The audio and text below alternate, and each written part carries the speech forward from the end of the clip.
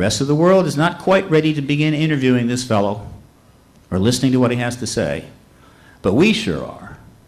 And that's why he's here, and that's why I want you to welcome Apollo astronaut and Doctor of Aeronautics and Astronautics from MIT, Edgar Mitchell.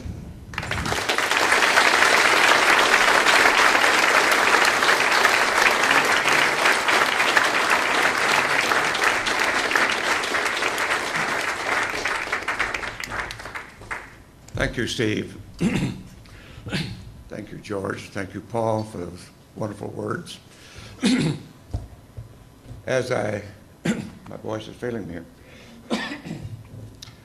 As I thought about what I could say to you tonight, following 2 days of erudite discourse, two very well-known gentlemen laying it on the line, I found it hard to say what I could come up with that would be important to you. So what I thought I would try to do is kind of set the stage for the big picture, because that's what I gained from going into space, was to see us from a different perspective that I call the big picture. And I will help tell that story by recounting my own story of getting here, and hopefully it will provide a context for us and our civilization at this point in history, which there is no question needs some touching up and some readdressing and some remotivating in a different way. And I'd like to tell this little story to begin. My great-grandparents went across from South Georgia to West Texas at the end of our Civil War in the 1870s here in the United States to start a new life. Covered wagon pulled by horses, a few head of cattle perhaps. Railroads weren't complete across the South and the West yet. Automobiles hadn't been invented. Electric lights hadn't been invented. My father and my cousin, who's sitting at another table here, her father, were born just at the time the Wright brothers flew the first flight, and I went to the moon. So from covered wagons going to the moon in less than 100 years, that is what has happened in our time. And I'm now 77 years old, almost 78. And just a little more than a normal lifetime. But that accomplishment, from covered wagons to going to the moon in 100 years, whereas our predecessors, our ancestors, for thousands of years, on foot, horseback, camelback, goatback, whatever, traveled in that fashion. And only in recorded history did the Phoenicians begin to explore the Mediterranean. And the South Sea Islanders in dugout canoes began to explore the Great Pacific. And in our parents' generation, my parents' generation, and some of you also, began to explore the atmosphere. And in our generation and our time, go outside the atmosphere altogether. So what other great developments have happened in this time that changed the very basis of the civilization that we're now in? Well, another one we're confronting right now is we're not alone in the universe. Now, some may have suspected that before, but here we have evidence that we have been examining here for 60 years that we're not alone in the universe. And let me give you a little history on that aspect of it also. My cousin and I grew up in the Pecos Valley in Roswell, New Mexico, at the time of the Roswell incident. Now, at that time, I was living 35 miles south in Artesia, New Mexico. But there's a little history to that, too, and a little more development about our time. Across the mountains to the west of where I lived, the White Sands Proving Ground. And in Roswell, where my cousin lived and where I lived just before that, Jesse Marcel, very soon after that, was to have his experience with his father. But before that, on one fateful night, a giant glow in the sky marked one of the first nuclear tests at the White Sands Proving Ground. And I happened to be, as a young lad at 13, looking out at the heavens and saw that event. The power of nuclear destruction that we in our generation have helped create. A major event that at this point in our history, if unleashed, will surely end this thing we call Earth civilization. And if we're wise enough over the next few years, we have in the last 50 years been able not to unleash that. We have tried to hold it. But if we don't really curb it, it will surely end this civilization that we're in due course. So, here are, so far, just in the few minutes I've been talking, we've talked about the technological development that has brought us from covered wagons to going to the moon. We've talked about the creativity of humans that have created the destructive power that could end our civilization if improperly used. What else has happened that is a mark of our time that needs to be counted as important? Well, there's some of you in this room have experimented with that, as have I. Before I get to that, however, there's one more thing I want to point out about that Roswell occurrence in my growing up. When I was a lad going off to elementary school and then to middle school, what they call it now, middle school, it so happened that walking down the road to my school, which was a country school, I walked past the farmhouse of one of the early space pioneers, Robert Goddard, who, after he had been asked or suggested that he leave Massachusetts because his rocket tests were kind of a threat to that community, he moved out to Roswell, New Mexico, and was living there and was a neighbor during those early days. Never met Robert Goddard, but after he passed away, before I met him, but after I came back from space, I did meet his widow and was awarded a plaque in her name and his name for my efforts in the space program. But these are germane points on my path of coming to where we are tonight.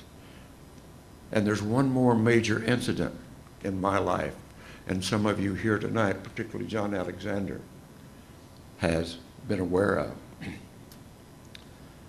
And that is the discoveries, which have been around for thousands and thousands of years, but in modern science, we did not recognize it.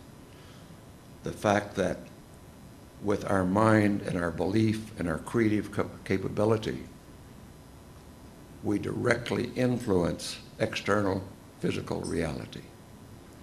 A discovery that science is only now starting to encompass.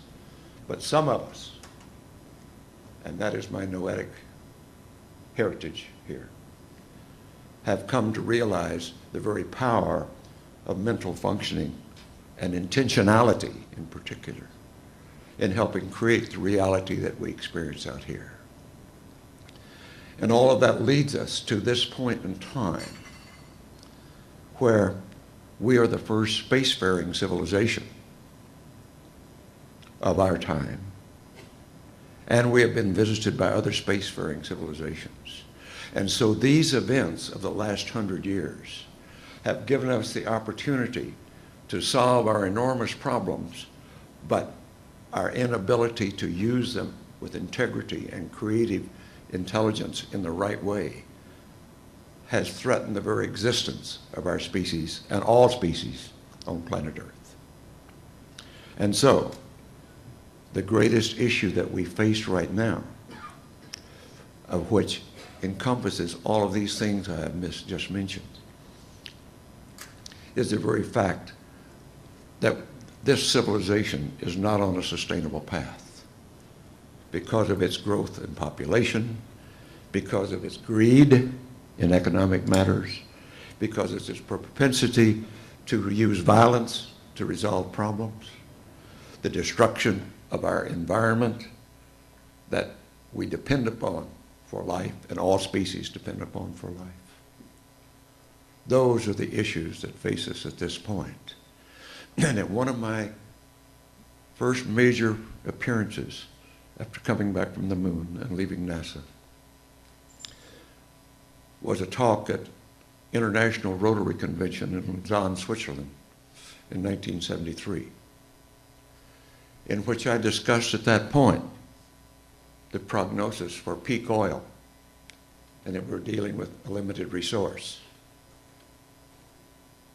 And here we are, almost 40 years later, faced with that very issue, and must find alternative energy sources if we're going to continue, but hopefully learn to use those resources in a more conservative and a fashion with more integrity than we have at this point.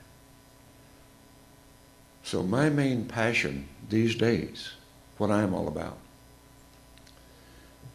is frontier science, and particularly those aspects of science that can help move our knowledge base toward the understanding of our place in the cosmos. And of course, some of the pictures that we have seen today, and many of you may have seen before, from the Hubble telescope, of the majesty and the magnificence and the utter beauty and expansiveness of this universe that we live in, takes your breath away. And of course, that was almost what we could see just by going into space with our naked eye. Because when you go into space, and I will share this with you, when you go into space and the absence of the atmosphere, that out, much of what we can see in space, that the stars are 10 times as bright and 10 times more numerous because of the lack of atmosphere.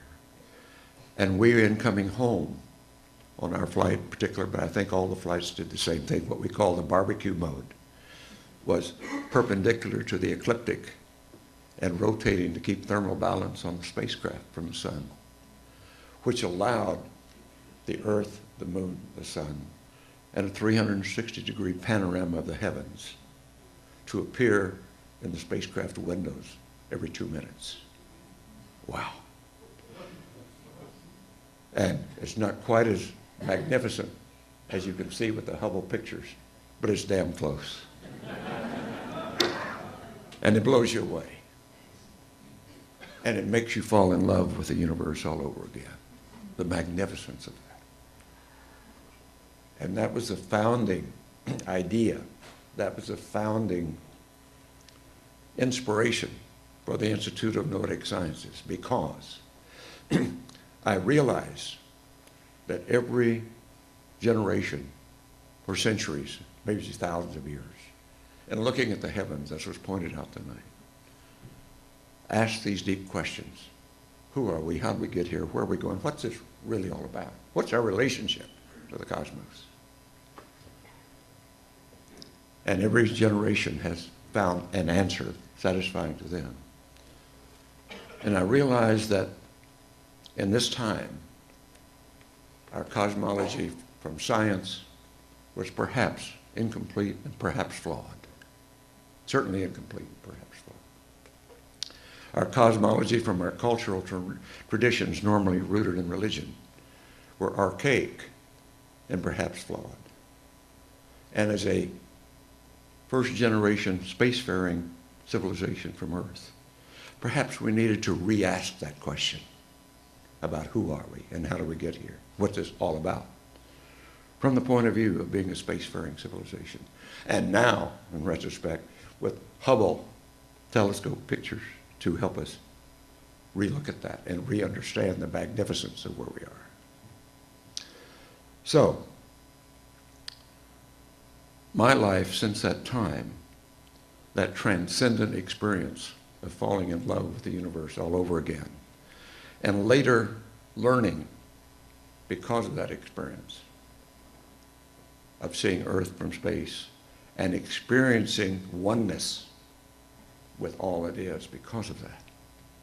And learning later after coming home that in the ancient Sanskrit, that experience was called samadhi, to see things in their separateness, but is experience of visceral unity, of oneness with bliss and joy. And not knowing what that meant, but recognizing in retrospect and looking back at it, that transformational moment of refalling in love with the universe all over again in a deeper, more meaningful way than I ever thought, is really what we as civilization must do, is to learn to love ourselves, each other. It begins here, and reach out to others, reach out to nature, reach out to the species, and recognize that we are one. And all of our traditions at their heart have been telling us that forever, and we've missed it. And politically, we forget it.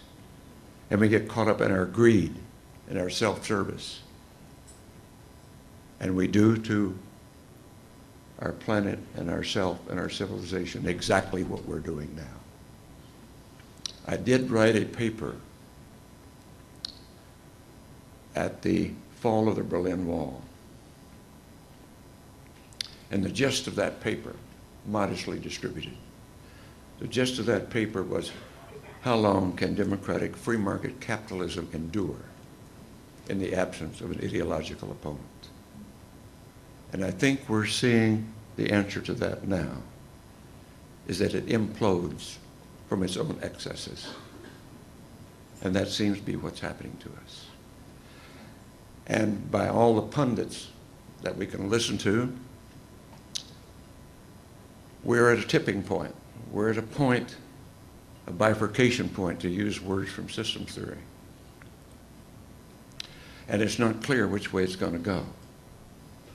But we are the ones that are going to determine which way it's going to go. And it's up to us.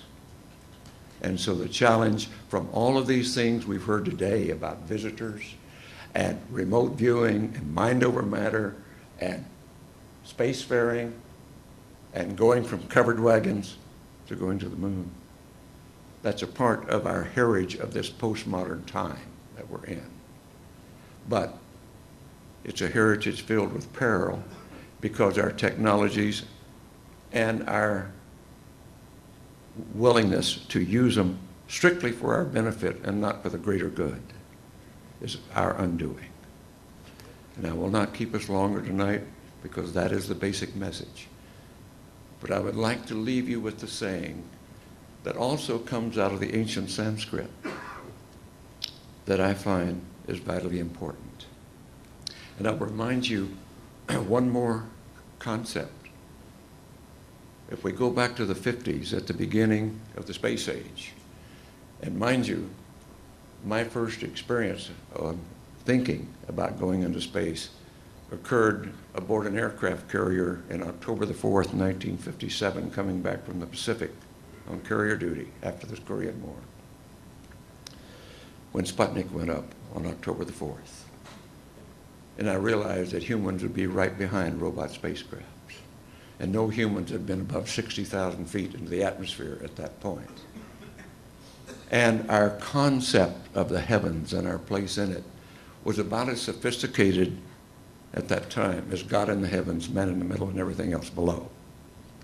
It wasn't much more sophisticated than that, even the most erudite. But of course, we have learned a lot in these 50 years, and we've been seeing a lot. And as again, the Hubble pictures have shown us the magnificence and the majesty of the universe that we're in. But coming out of the ancient Sanskrit that I learned to revere and appreciate much more after having some scholars point it out to me. There's a saying that goes like this: God sleeps in the minerals, awakens in plants, walks in the animals, and thinks in man. Thank you.